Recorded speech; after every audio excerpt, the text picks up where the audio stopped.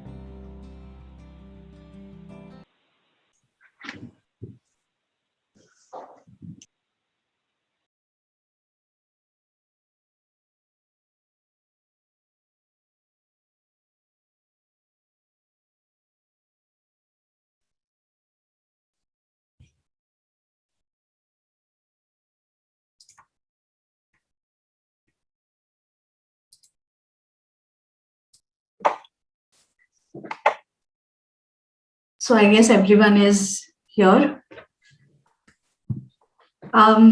Yeah, let's start the meeting. Hello, everyone. Welcome to our weekly Laverne and Banyan Tree meeting. So I'm hoping everyone is doing okay. Kai told me that he got his second vaccination dose today. So yeah. So yeah, I just wanted to tell you the ground rules that because we are live streaming this meeting today, I'll be keeping everybody on mute. If anybody wants to ask a question or during the session, I will please put it in the chat box and I'll unmute them. And so yeah, let's start the meeting. I'll be handing over to Kai to present. Hi guys, how are you? I've just going to ask if I can share my screen. Yes. So we today in today's presentation we have Zach. Sorry, we have 4 investment managers presenting. We have Zach who will go first with some of his thoughts around what's been happening with Australian reporting season. And then he'll talk about some stuff that he's been analyzing. Then we also have Gaurav Singla, who is another investment manager on the team. He typically focuses on international equities, but he's been helping analyzing domestic equities. So he's going to share some of his thoughts there as well. And then followed by Max Riaz, who as everyone knows, is one of our key investment managers with over 20 years experience. He'll share some of his thoughts before I do the easy job, which is to wrap up and end the presentation. But really, it's a very open-ended presentation. Please, the investment managers love questions. They're happy to. No one's interrupting whatsoever. Please just ask your questions as you go, or alternatively, we're always available after the meeting and through the telephone or through emails to answer any other questions. So really over to you, Zach. Let me share the presentation. I've sent the materials through in advance. Thank you for letting me share. Can everyone see that? Yes, Kai. Great, and Zach. Great. All right, over to you, Zach. And you can Zach hear has. Yes, we can hear you, Zach. Great. Go ahead. Thanks, Jai. Just before I kick off, I guess some stock specifics. I'll just make a few high-level comments on what the team is seeing on what's emerged in the reporting season so far. I think heading into the reporting season, before that we made a few comments around different with clients anyway, around what we were expecting out of this reporting season and what we were looking for. We were obviously looking for outlook guidance, and that's important. I mean, obviously current and earnings here and today are important from a historical perspective and what's happening, but the outlook guidance is something we're focusing on and along with the market. Capital management, specifically around additional capital management where balance sheet opportunities or flexibility allowed extra buybacks or additional special dividends. And then maybe because of the lockdowns and I guess the urgency with which these lockdowns have sort of emerged, it was also interesting we wanted to hear about how management was looking at the current lockdown, specifically around what they thought about supply chains, what they thought about demand and how that was going to impact it. So just quickly touching on it, I think capital management has been a very positive bright spot. In fact, that's driven a lot of the share prices. Even if you are a COVID loser, in terms of that, your business is impacted by restrictions. additional capital management and announcements have really supported your share prices. Also, where companies have had good balance sheets and earnings are well supported, and there's nothing by way of M&A activities or additional growth investment opportunities, they've generally returned that to shareholders. So capital management's been a pretty good bright spot so far this reporting season, and which it was in half-yearly results as well.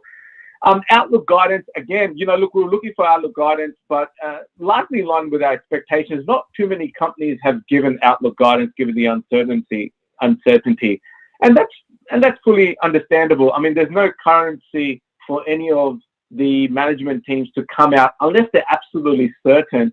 And where companies have been, they have given guidance, and that's been really well received. But there's no need for companies to go out on a limb and provide quantitative earnings guidance when they don't need to because of the uncertainty. So that's been a general theme. Investment in management teams are generally be conservative around that. And then around supply chain issues, there hasn't been too many supply issues just yet. Generally, most guys, certainly the guys that we follow, have had inventory levels well managed. In fact, they were kind of ahead of the curve in managing potential supply constraints, especially global, from these latest lockdowns. So generally, there hasn't been a massive, red flag raised by any of the management teams that we follow in terms of supply chains shutting down. So that's generally good. But overall, good reporting season. Most have been coming in ahead of expectations.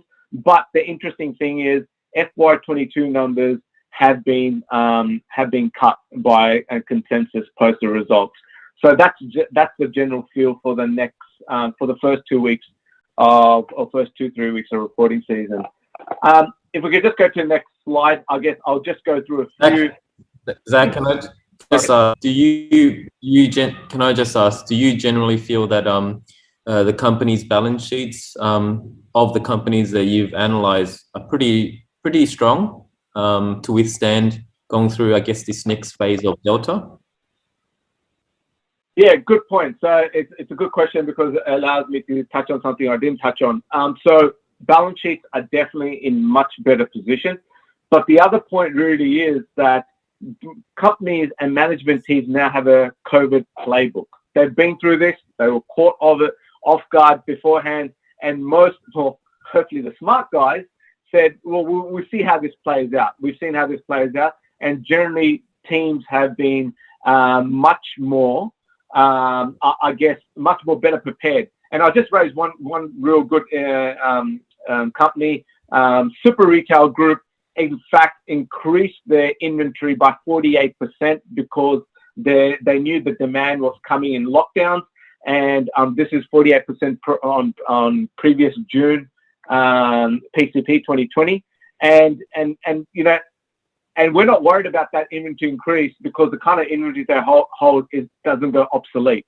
So yeah, short answer is good balance sheets, and because capital raisings happened previous lockdowns, and generally the companies have a playbook to go by. Great, thank you. So if we go to the next slide, and we've got a few companies. All of the guys will talk about a few companies. I've picked up a couple, and hopefully some of the stuff that I've just spoken at the top of the conversation will come through some of these companies as well. So Baby Bunting is a company that we've owned for a very long time. Since inception in our small cap portfolio, has been an absolute great performer.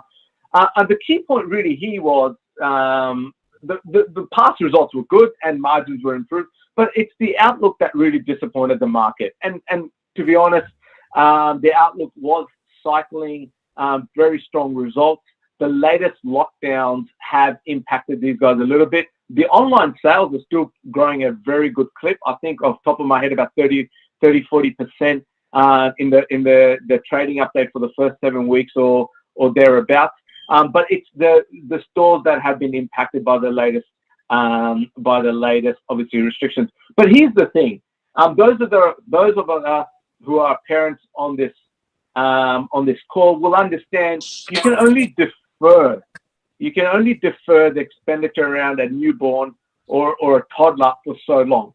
You know, once it's not a discretionary spend. At some point, that has to play catch up. So sure, you're pregnant right now. You're really worried of not going out into the stores because you don't want to catch COVID. That's perfectly understandable.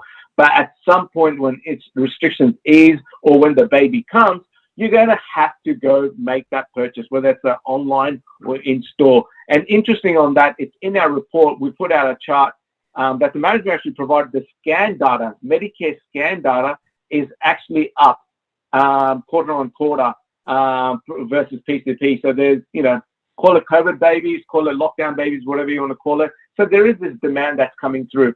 So we believe this demand is not disrupted. This demand is actually deferred, and it can only be deferred for so long. So that concern around markets that year to date, 6.4%, I think is just really a temporary issue rather than a long term. And the other point really is, just quickly on this particular stock, is obviously these guys are moving into the New Zealand market, $450 million market. We believe they can make a good work of it and get some penetration there. That's just been pushed back a little bit as well because of COVID restrictions. So, you know, we continue to like this stock, and obviously we've got a buy on it. So I'll just move to the next stock. And I think one of the really interesting things about Baby Bunting, just quickly, that's the valuation. It trades on a premium, and I think within reason as well, because it's got its earnings and its revenue lines are really growing at a healthy clip. So within reason, we think this does deserve a bit of a premium. And the other point really is around that premium. This is a specialty retailer.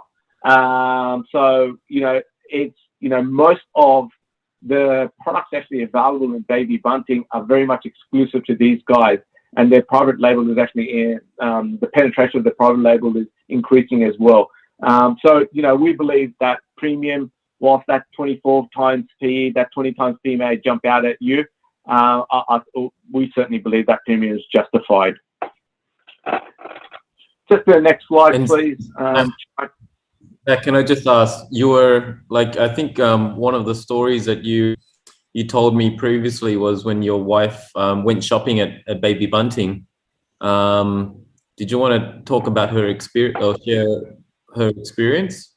Or I thought it was really interesting. Yeah, I think it's a really interesting point because, well, I didn't send her by herself. I did go with a chai, so I did support her there. And my wife and I both walked into this, and as our first child, and I can tell you, we spent literally less than 10 minutes, and we ran back out because we were overwhelmed. This pram collapses this way. This is for, you know, this little walker does this, and will your baby do this? Will your baby do that? Do you want an automated rocker, or do you want to rock it yourself? It is very overwhelming for a new parent, specifically walking into a large shop where there's such a wide range. And in fact, when our second baby came along and we went to buy stuff, I kid you not, I did see newborn parents or parents that were pregnant walk in and walk out within 10 minutes. And this is the interesting thing about, you know, it talks to 2 points. Baby Bunting understands that in-store assistance is critical because it's an investment. You're already stressed as a newborn parent with the baby coming, but you know the ability to have someone there available to help you, to guide you through that, is very critical. And it kind of also talks to this point about, you know, when I remember it was actually Chai and I, we met with the CEO many years ago when we first started doing due diligence into this company, and everyone's talking about how everyone's talking about how Amazon's just going to come and, you know, absolutely take their market share, and it's going to obliterate all of these bricks and mortar retailers. But I think there is an element, most people still would like to, new parents will still like to go in and get that guidance from someone who really knows what kind of plans are the best approach, what kind of, other baby products are the best approach for what they need and their lifestyle. So I think that's a very critical point. And one of the reasons why we actually were comfortable buying baby bunting 3-4 years ago when everyone was running to the hills because of Amazon was coming.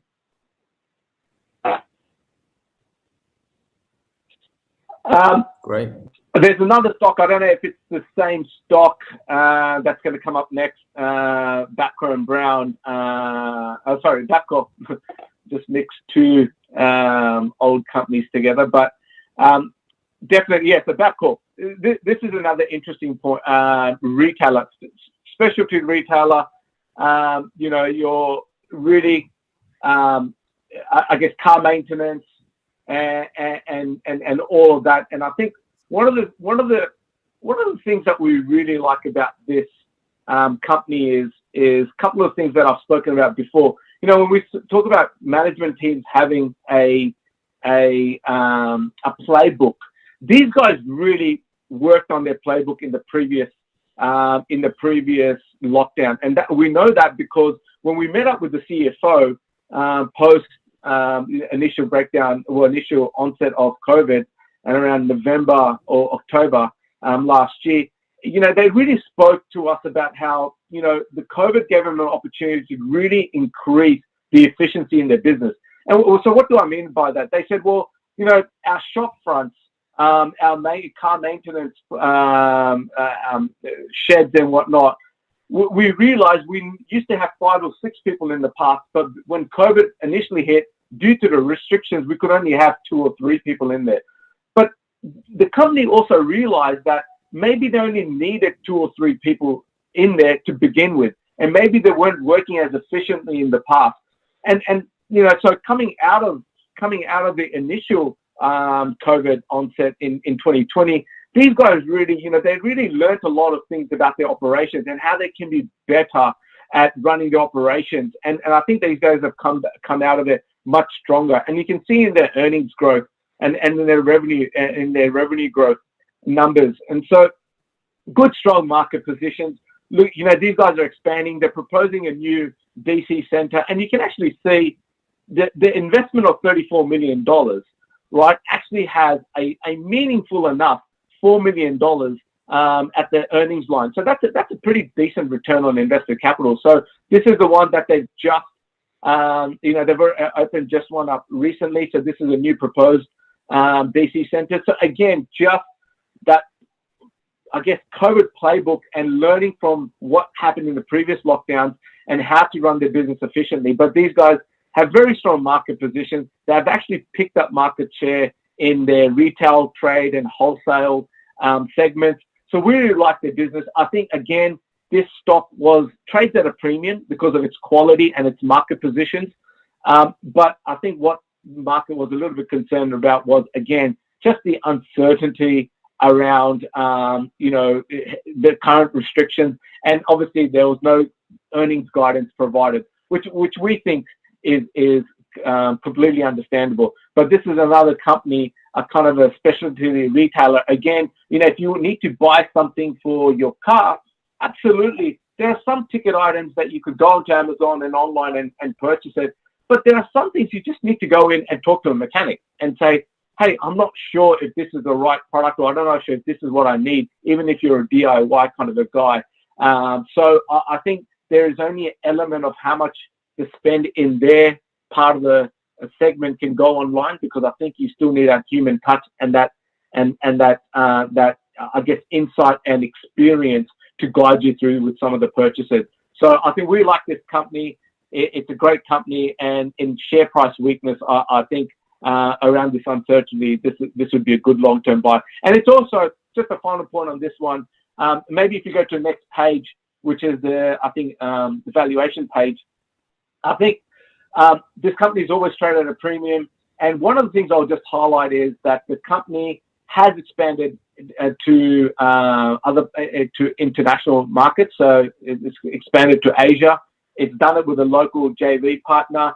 Obviously, we all know the Delta variant is going around the world right now, and that's causing a concern. So some of those expansion plans, maybe investors have a bit of a concern around. But the only thing I would say is, with I guess not too many investors would probably be giving too much, I guess, credit in the current share price and future earnings to what Bapcor can actually earn from that international segment.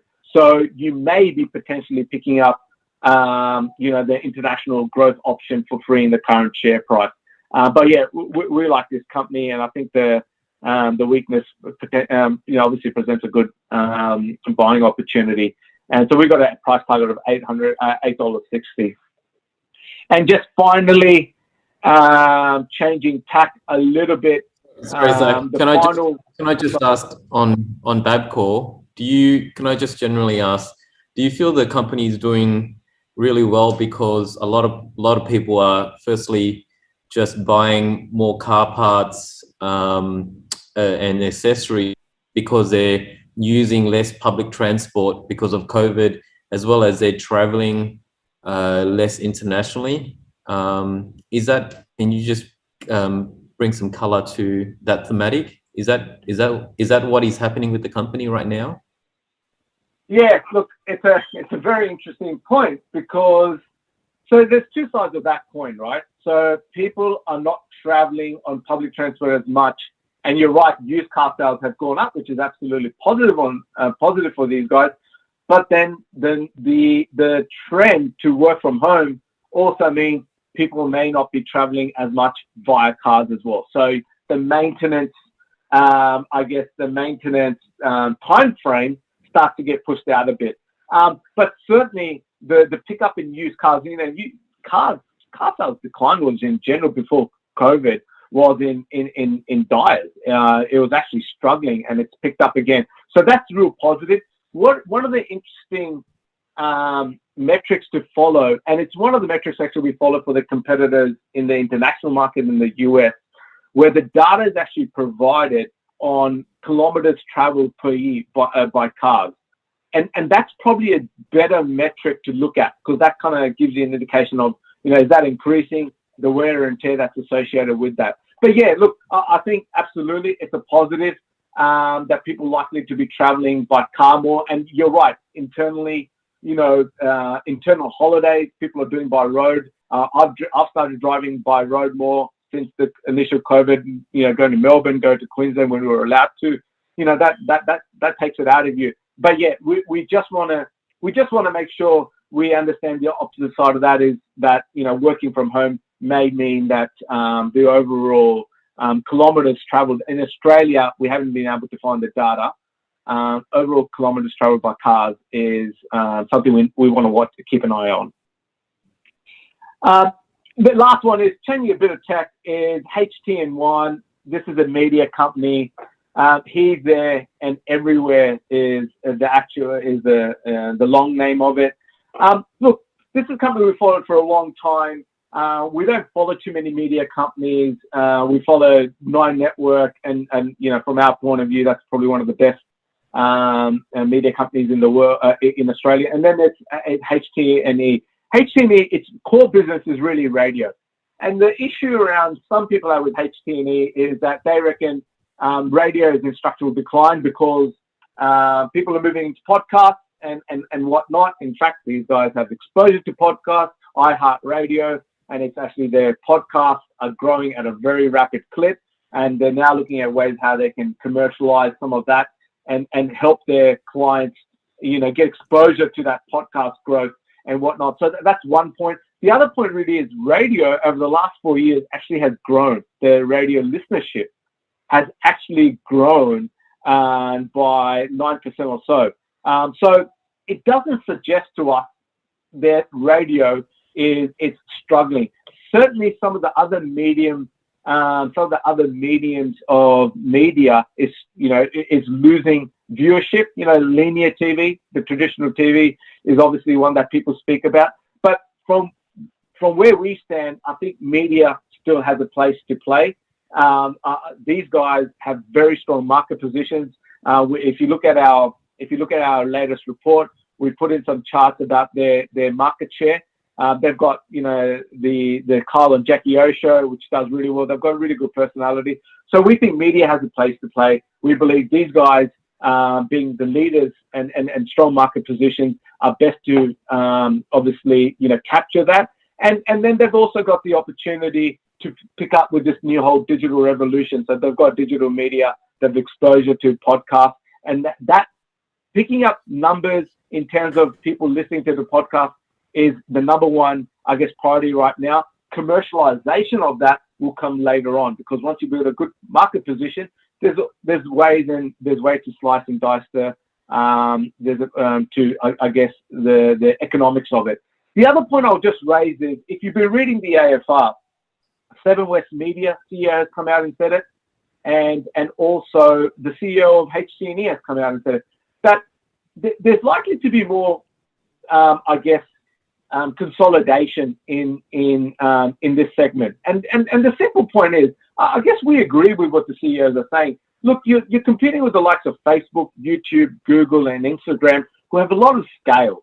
And so to build scale, you need to compete with these guys. You need to be able to build scale. So you may see, again, you know, we saw Fairfax and Nine Network combined. You know, we saw obviously some of the West Media buy the newspapers, Western Australian newspapers. So, you know, as per the commentary of the CEOs, we think there's going to be more consolidation going on, and I think that the real strong players will benefit from this theme. And so I think, you know, given where this is trading on, you know, look, 2-year P of 15 times. One of the real positive things about the recent result was the company has reinstated its dividend, which we all expected, which we certainly expected when things normalized.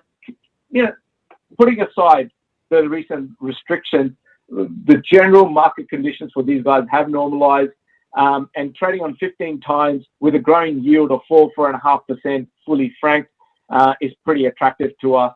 And so this is one media company that we like. Thanks, Zach. That was really insightful. And as I've said before, if anybody has any other questions for Zach, please do not hesitate to reach out. The next presenter that we have is Gaurav. Again, Gaurav has about 10 years investment experience. He's been with the firm for quite some time and has a bachelor's degree in accounting and a master's in finance as well at UTS. And I think he's pretty much close to finishing his CFA. Over to you, Gaurav. I believe you're talking about Newcast. Hey guys, can you hear me? Yes, we can hear you, Gaurav. Yep. Thank you. Hey guys, sorry, I've got a pretty bad cold, so pardon me for my cracked voice, and just stop me in between if you have any questions. So the first talk I'll be covering is Newcast Mining, which is a gold and copper explorer and mining company. The results came out pretty strong, and both on operational and financial view. The company produced about 2.5 million ounces of gold at all-in sustaining costs of $911 per ounce, which delivered a record all-in sustaining margin of $876 per ounce, which was about 49% in terms of margin. The underlying profit was about 55% higher than prior corresponding period, and also was above the average consensus forecast, which also saw the company also recorded a record free cash flow of $1.1 billion, which compared to about $625 million of outflow in prior corresponding period, which was primarily due to net cash outflows of $1.2 billion relating to M&A growth investments in the prior period. But even excluding M&A activity, the free cash flow was about 68% higher, with the higher operating cash flows partially offset by increased investments in major capital projects. The company continued its capital management initiatives, delivered very strong shareholder returns, declaring a fully franked final dividend of about 40 cents per share, which was about 130% higher than prior period, and equated to a record total full year dividend of 55 cents, which was which roughly accounts for about 40% payout ratio, and also marked a sixth consecutive year of the company increasing its dividends. The company continued to advance on multiple organic growth options. The major one being the board approving the CADIA PC12 pre-feasibility study to the next stage, with management forecasting it to be an attractive, the feasibility study providing an attractive rate of return, and is expected to help CADIA's position as a tier one low cost producer for many decades. Also, the board, the management announced that they're looking forward to finalizing key pre-feasibility studies for Red Christ, Haverian, and Leher, which are the company's mines, and are striving to bring back the Red Christ block cave into production as soon as possible, and also progressing well with the phase 14A at Leher, which represents a further upside from its current mining plan, and brings forward management's aspiration for Leher to become a 1 million ounce per annum producer. We continue to hold our buy recommendation with our price target provided at about 10% higher than the company's current trading price. Yeah. Gaurav, can I just ask, sorry to interrupt. Yeah. I know that I know that you mainly look, a lot of the time you spend a lot on international equities, and you were analyzing a lot on the Brazilian companies where you saw the mines shut down. Can you just talk to, like, with Newcast, what, like, were you scared of COVID being in the mines? Yep, go. Yeah, so that's a very, very, very good question. So, of course, I mean, with COVID shutting down mines and affecting a lot of mining activity, but fortunately, Newcast has not experienced any material COVID-19 related disruptions to its production or to its supply of goods and services. There were no material COVID-19 related events impacting gold production at its Leher during the financial year. During the financial, because of the COVID management cost, the company did incur about $70 million, but which were about 30 million higher than anticipated due to more extensive testing and longer quarantining periods and additional accommodation and other preventive measures. But and management did guide towards elevated costs related to pandemic to continue through FY22. But but the company is not experiencing any material disruptions to its gold or copper mining for now. Fantastic. Fingers crossed. Hopefully, can you? Sorry that I interrupted. Yep. Go ahead. Yeah. So could you get on to next Yep. slide, Sorry. Your please? next stop. Yeah. Yep. Sorry. I'm just clicking through. I think your next stock is Magellan Financial Group. Yeah. So Magellan, the results were about the company reported its net profit, which was about 6% below decline over the prior corresponding period, and was below the consensus estimates as well, primarily due to the company's most important global equity strategy, which trailed on an yearly basis.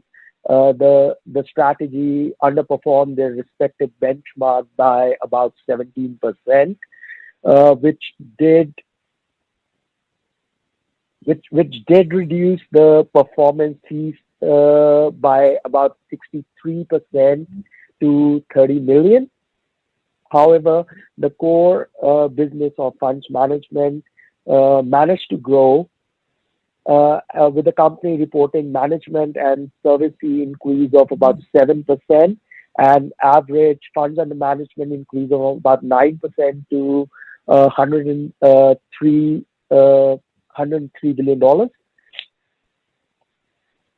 The company continued its shareholder initiatives, with the board declaring a dividend for the 6 months of $1.14, which was 75% franked, which comprised of final dividend of about $1 and a performance fee dividend of about 11 cents per share, bringing the total dividend for the year to about $2.1, which is about 2% lower than prior corresponding period. But however, announced a dividend reinvestment plan at a 1.5% discount to the market price.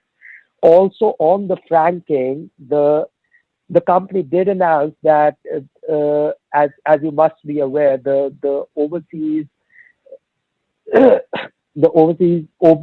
OBU regime is expected to be abolished by Australia starting 2023, and this will remove concessional 10% tax rate that the company applies to some of its revenues and expenses.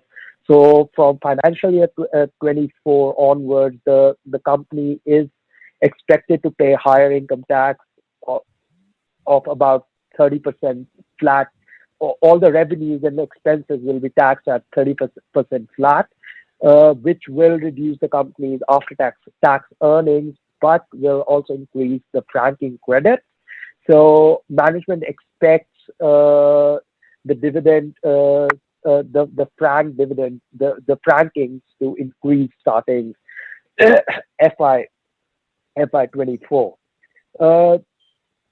The key highlight of the results, in my view, was the decline of its cost-to-income ratio, with like the funds management expenses declined about 9%, which also came below management's guidance, primarily due to the COVID-related disruptions, as the COVID didn't allow the management to. COVID led to lower travel costs and lower in-person marketing events, and which saw the cost-to-income ratio decline about 120 basis points over the prior period to about 16.9%, which has been the company's best result so far. And the company has actually seen its cost-to-income ratio decline from 26.3% in 2017 to about 16.9% now. However, management does expect the financial year 22 funds management expenses to increase over this year and come out to be about 125 to 130 million, which will be largely driven by the deferred bonuses and the deferred remuneration arrangements, and along with some salary increases. The company announced the restructure of its global equities retail fund. It has restructured its 3 global equities retail funds into a single trust to be called Magelan Global Fund, with a total funds under management of $18 billion, which management thinks has been done to simplify the investment proposition, which will allow investors greater flexibility to access Magellan's flagship investment strategy, and provide potential for more efficient secondary trading in closed class units. With management also expecting at the current unit prices, if all the global fund options are exercised, it represents an additional 2.1 billion in funds under management. The company's the Magellan Capital Partners, it made three major investments during the year. The first one being Finclair, invested about $20 million for about 15% fully diluted shareholding. With the management providing a business update, the Finclair continued to grow the business, bringing on board a number of established clients such as Superhero, Stake. The listed securities hosted on Finclair's platform increasing from 7 billion to 130 billion on a combined basis. With the firm now servicing around 250 wholesale clients and over 300,000 active and client accounts. The second being Guzman Gomez, $103 million investment for a 12% fully diluted shareholding. The Guzman had a strong year exceeding its budgeted earnings by almost 50%. And with COVID-19 conditions have broadly benefited the business, particularly in its convenience-focused drive-through restaurants. The company has about 157 corporate-owned and franchise restaurants, and is started to move into North America, though the scale still being pretty small. They've started to move into the US. The third investment and a major investment being Banjoy, with 156 million investment for a 40% non-dilutive economic stake, providing the company 5% voting right as well, which the Banjoy has enjoyed a very strong start. Even despite its number of businesses are yet to come online, and management think there is a clear momentum and revenue generation potential for coming year, and the business is developing ahead of Magellan's expectations. We remain buy on Magellan. The global equity fund underperformance remains a concern, but over the medium term, we see solid earning growth, and our price target is about 17% upside to the current trading price. All right. Thanks, Gaurav. Really, I don't have any questions there. I know that you spend a lot of time modeling and looking at the numbers and the results and looking at the little finer details. I really have no more questions because I really don't understand the company well. So we'll leave it at that. The next, and I guess if anybody else has any questions, they can reach out to Gaurav offline because he's always available. Sure. The next Yeah. presenter that we Reach have out is, on my number or reach out on email. thanks, Gaurav. The next presenter that we have is Max. For those of you on the line who don't know who Max is, he has over 20 years investment experience across investment firms and large family offices, as well as private equity. He holds degrees in finance, as well as a Bachelor of Engineering from UNSW. So over to you, Max. I believe we're talking about Sydney airports first up. No, Amcor. Amcor. I'll start off with Amcor. Thanks, Jai. Okay. Yep. If that's okay. I've just got my mind set up to talk about Amcor first, if that's okay. Yep. Thanks a lot. Cheers. Okay. Thank you. Thank you, everybody, for giving us the opportunity to present our stock stories. I'd like to start off with giving you an update on Amcor, but before we talk about the financials, I always like to contextualize the financials into the broadest, what the business is and what the strategy is. Now, Zach talked about companies having playbooks. Amcor is a company that has a pretty good playbook, which it executes from year to year and generates shareholder value. And I'll talk about that. Amcor, just briefly, Amcor is the world's largest packaging company. It's become world's largest packaging company, very innovative. It's an absolute success story as far as Australia is concerned. It's gone from, a startup in, 150, 160 years ago to over the years just growing, alongside Visy as well. Visy Packaging is another good Australian packaging story, but Amcor has just gone to another level just in past recent years.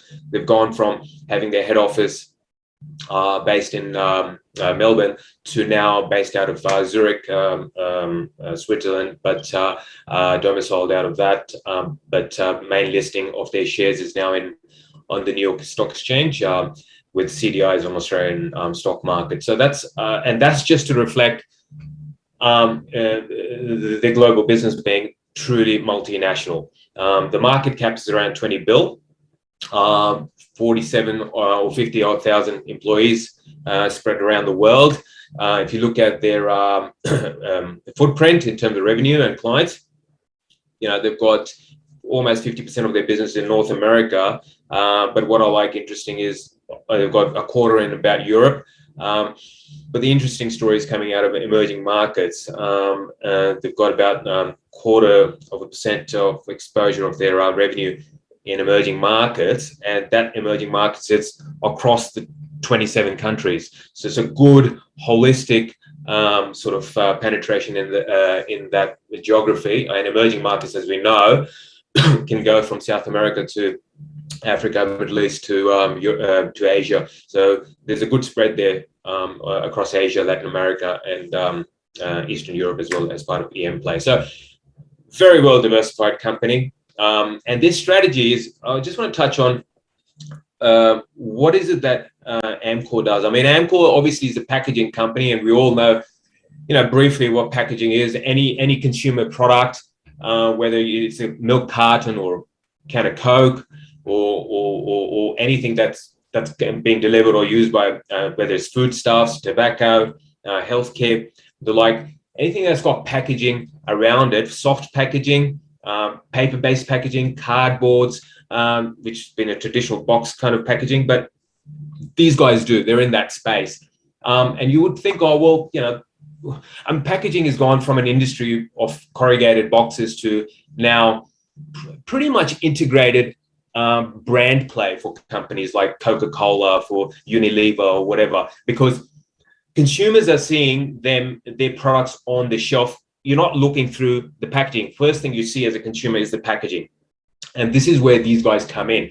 They've got their design team. They've worked very closely with these multinational companies to bring out their brand. So that's another part of the packaging, sort of story when you think about Amcor. So they really embed themselves in the marketing part of as much as the operational and logistics part of preserving whatever it is that is a consumer product that's being delivered to the consumer, preserving its content, temperature control, and all the rest of it, but also the brand part of it. So that I hope gives you a bit of a feel for what Amcor's story is, and that's what they're doing. They've gone up in the value chain. They work very closely with global multinational companies, and they've become a multinational company themselves. And they go and sort of go with their clients where they need to be.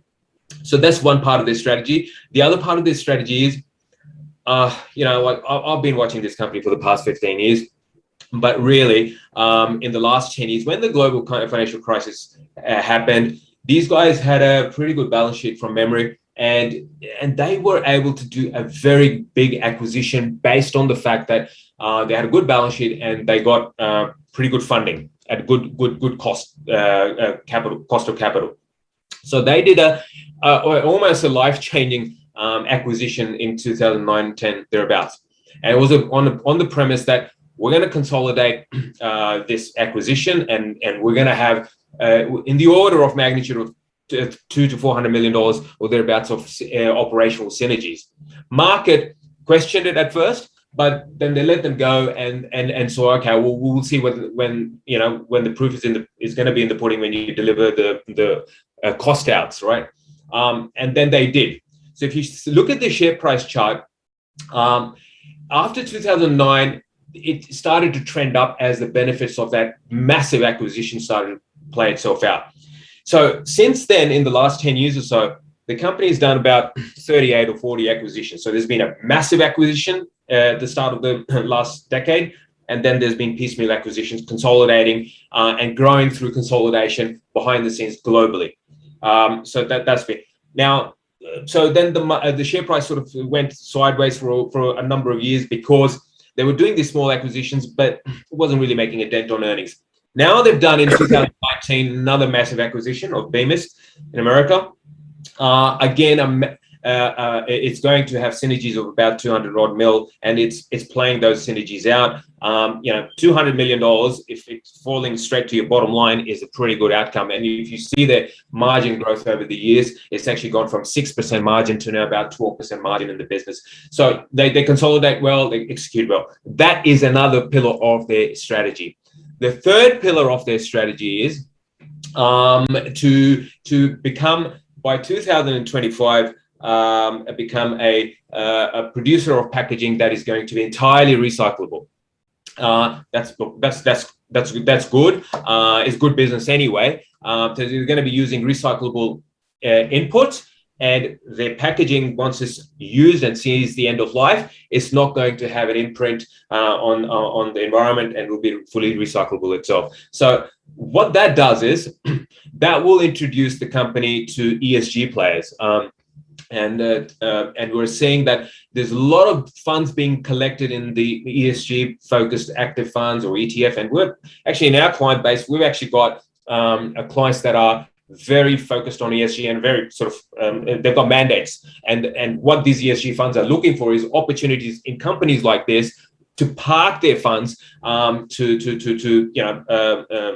satisfy the mandate of their ESG compliance. So there's that's the third pillar I'm seeing this company. So I think if I think the company's going in the right direction on all those fronts, and I'm very our team is very positive on that in that aspect. So just so in that context, the result was strong growth. Obviously, COVID has impacted in this instance the supply chains of raw materials that are feeding into the production facilities of Amcor. But the countering to that is because they've got their production facilities of packaging peppered all over the world. So so what that means is that they've got a localized supply sources. So the impact of cross-border supply has not been that felt by Amcor, which is a good thing.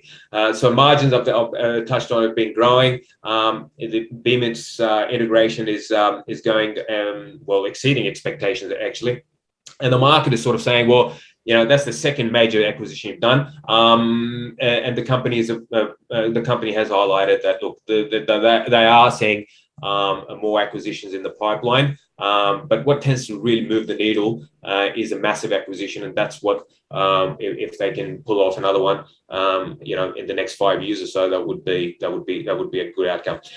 In terms of shareholder returns, the dividend was 47 cents per share, with the repurchase of shares of about 350 odd mil. So it's a good EPS growth story and a dividend yield story over the past year, 10 to 15% per year.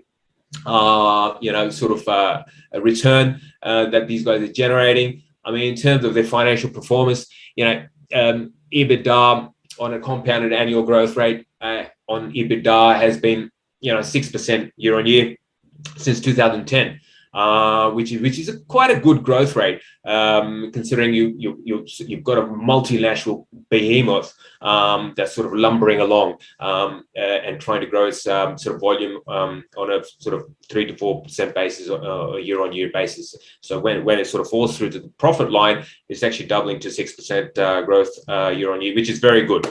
Total shareholder returns over the last 10 years have been about 15% per annum, dividend and growth. So that, there's been quite a period between there, but it's overall, it's a company that, you can hold for the longer term, and hope for a decent sort of a turn on the dollar.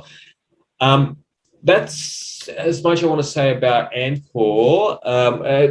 I'll just touch on, Chai's got the financials up there. Let me just change the slides. Let me just put the slides to Sydney is the next one.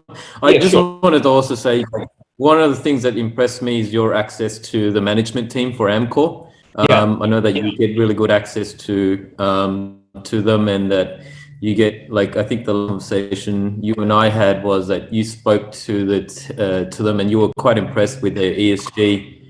I mean, I just thought I would add that in. Yes, sorry. Go, Max. Yeah, no, that's fine. I was just going to say, ESG's. I've made that comment. Yeah, I agree with you. They're at the forefront of it. Yeah. So can I talk? Okay, can I talk about Sydney Airport? Let me just move the screen a little bit. Okay, talking about Sydney Airport, I mean, there's not many people who would know Sydney Airport. It's sort of self-explained. It's Australia's largest infrastructure asset, and quite a profitable one over the years. Obviously the impact of COVID has been, highly felt by the company. If you look at their revenue segment, the aeronautical, or what the airlines pay to park their vehicles and can't bring passengers into the airport, that source of the revenue is about a third into the group, and you've got retailers such as the high-end retailer Louis Vuitton. When you walk through the terminal to catch a flight, you're seeing all these different retailers from in the food court, but also higher end retailers, Hermes and Louis Vuitton and Burberry and all these guys. So Nuance Watson's duty free shops that they're paying a rent that's contributing about 28-30% to group revenue, and then you've got the car parking, which if you park, going and picking up people or passengers, having to park there, and we've all experienced that at some point. If you live in Sydney, that's a big money spinner for the business. So that's how the revenue segment sort of breaks out. But all of those have been affected, sort of somewhere between 30 and 40%, 45%, because of the COVID disruption. Now, the natural consequence of that is whilst the company is still sort of, they keep able to keep its head above water, the balance sheet is in a very good nick. They've got about $500 million of cash on their balance sheet. There's good maturities on the debt profile. It's not as if debt is falling due tomorrow, and they're not able to raise fresh debt. And if they're going to raise a fresh debt, it's not going to be at high cost of capital, because they don't have that issue. Average debt maturity is in 2026. So they're sitting steady to ride this lower time in across their revenue base, and with the hope of there's going to be an uptick in both the domestic travel and all the international travel. Now, speaking of domestic travel, before this current disruption or lockdown in New South Wales and broadly elsewhere in Australia, the passenger traffic volumes through the airport actually did recover into June to about 86% in the domestic space. So the international still obviously remains largely closed. There has been uptick in a lot of international inbound logistics flows coming through because of people obviously doing a lot of e-commerce trade. But in terms of passenger traffic, that's obviously remaining pretty much shut for now. And the vaccination is going to be the trigger at a global level to see recovery in that. Most analysts are sort of the community and the management they haven't given any indication. No one would. No one knows really how this COVID is going to play out in the next 6 months or 12 months at least. But the notion is certainly on the domestic front, once the vaccination takes hold, there's going to be pretty much flock on the domestic front anyway to the airports for people to sort of get an opportunity to travel at least at a national level. So we should see starting to see some recovery. Dividends do remain on a stop for now, understandably. Capital preservation is the key. And so it's one of those companies sort of watch and sort of see. But look, if you took the 5 to sort of 10-year view on an infrastructure play, it's a good quality asset. And that's been vindicated by the opportunistic takeover bid by a consortium of industry super funds and an infrastructure manager. They came out and bid for the company at around 22 times the multiple. The closest last trade on an Aussie airport was QIC that bought Hobart, stake in Hobart Terminal Airport. And that was done at 29, 30 times. So this one, was done at a multiple of 22 times, and it came in at a price of, the latest offer is $8.45. And the company is sort of taking the view, and we agree that, look, $8.45 when the short-term blip in the share price sort of seems opportunistic, considering that 2019 the stock price went as high as $8.70. So for now it's off the table. But what that does also point to, broadly speaking, is that Aussie infrastructure, certainly from the industry's sort of large institutional fund managers looking for private assets, remains in vogue, and international players are also looking at Australian companies. Spark Infrastructure is one example that's seen a latest bid of about $5 billion. Sydney Airport is another one, and Afterpay, which was purchased by Square, is another one. So Aussie companies do remain in vogue on the basis of low cost of capital. Plenty of piles of private capital looking for a home, and Australia being a very well-governed market. So we, for Sydney, we're sort of a watch it play on this stock, holding a neutral recommendation. It remains uncertain on the earnings front for now. Remain pretty comfortable on the balance sheet. So hold. Thanks. Yep. Thanks. A lot of color there, and I know you did a lot of work on both stocks, so thank you for your insights. as with all the other investment managers present on the call today, they're available. Max is also available for any questions. And last but not least, myself, I'm Chai Ung. I've got about 15 years investment experience. And commerce, bachelor's, someone owns Big Coffee there. needs to mute. Just a bit of just the last two stocks to talk about. I did some work on Domino's Pizza. Everyone knows Domino's Pizza around the world. Obviously, they've got more than I think they're up to about 3,000 stores. They've just opened another 120 stores in Japan, which was a big record. When I look at this business, I look at it differently to other people. I guess, store-by-store basis. I actually see it as a very technology-based business, trying to leverage off increasing innovation with a lot of the method of which they support their franchisees in terms of the apps that they've built. And the method which they service their customers. They're really at the forefront and pioneers in the delivery of food. This is before the pandemic even. You're talking about at least a 10-year first mover advantage.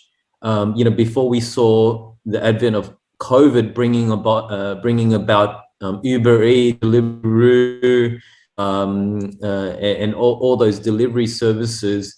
Domino's was dominating the market before that. So I don't really see it as just a friendly kind of relationship to its stores. It's really a lot of this innovation, and they're really innovative thinkers. I think the last time I met with company management, they were even thinking delivering by drone, things like that, which is, it might seem very bizarre, but these guys were thinking about app technology and making their apps really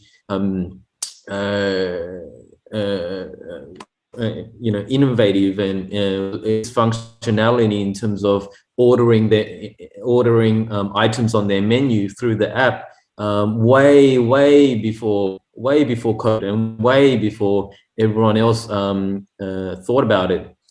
So in terms of the result, really strong result as usual. Global food sales across their network was up 14.6%.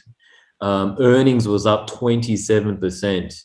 And that was, again, really driven by the second half period where they saw 12.8% uplift in sales. And really off the back of, despite COVID lockdown restrictions across the geographies that they operate. So they operate in Japan, they obviously operate in Australia, they operate in France and Germany, which are the two big European countries where they operate. The big positive thing is they took away, so a few years ago, they took away short guidance. They really just highlight a 3 to 5 year outlook. And they revised upwards their 3 to 5 outlook for store openings. So they're thinking about opening at least 9 to 12% new stores each year, up from 7 to 9%. Now that's a big, that's a massive development and milestone, or a target. The second highlight is the dividend payout ratio. They increased it to 80% of NPAT as opposed to 70%. So I thought, that those 2 points should really support the share price and valuation going forward. The things really affects this stock is just the performance. So since our upgrade to buy in March this year, the stock has done 61%. The market has done 11.9%. at the time of when I wrote the report. And so because of that, it always falters because of its valuation and trading multiples. It always looks very expensive to companies. Really, it's if you look at on a growth PE to growth basis, or focus on their growth, then this is a really fantastic business. The next company is a great Australian story. It's Cochlear. Now, there's three parts to this business. The first part is the first segment of this business is the cochlear implant. So this is the segment where they earn revenues from putting implant into people with hearing loss. So this is we're talking about full hearing loss, so not hearing aids.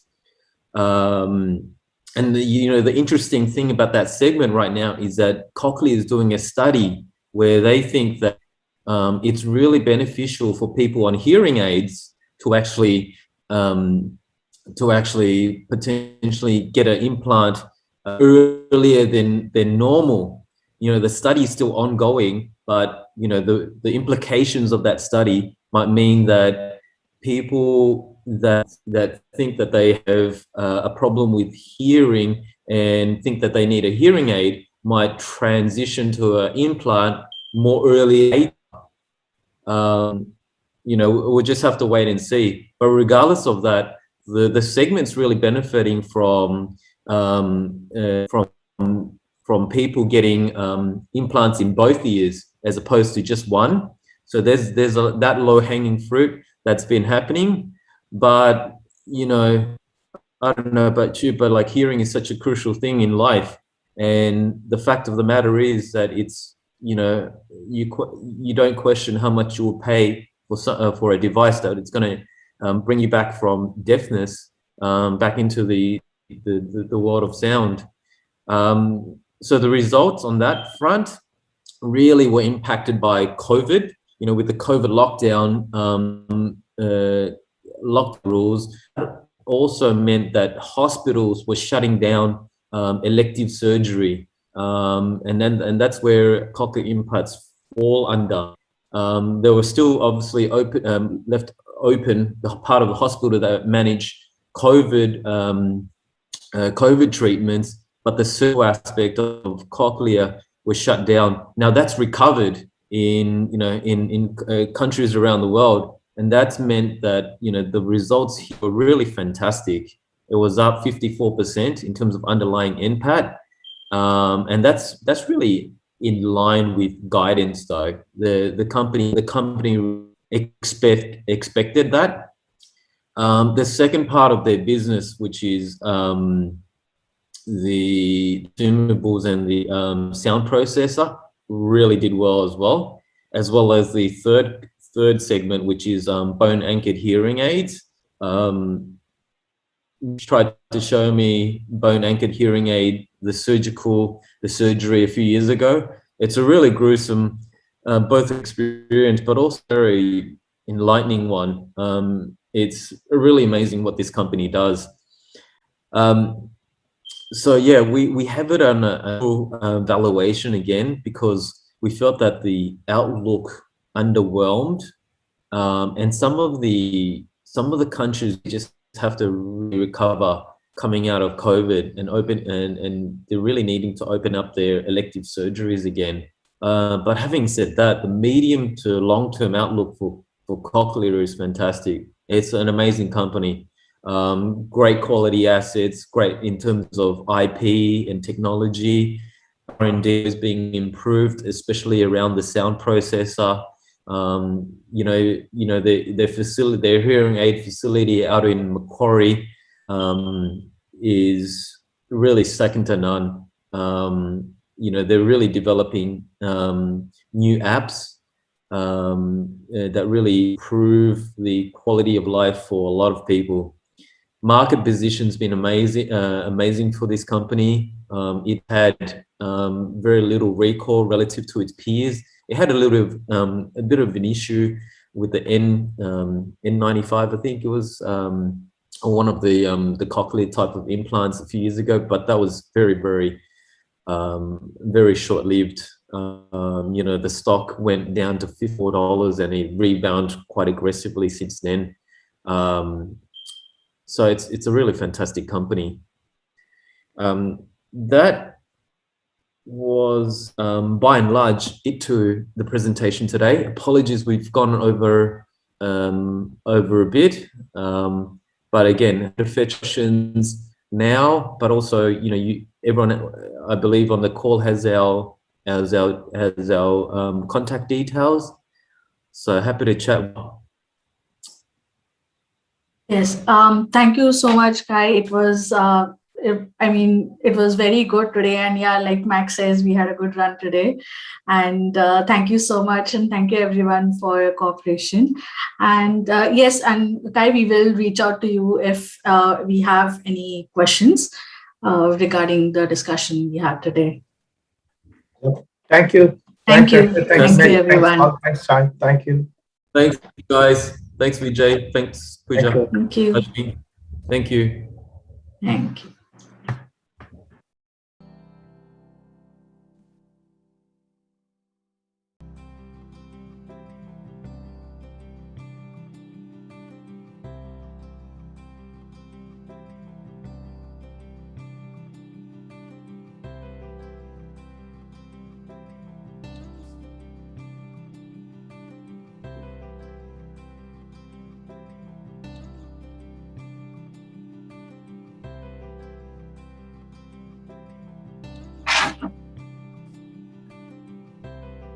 Recording stop.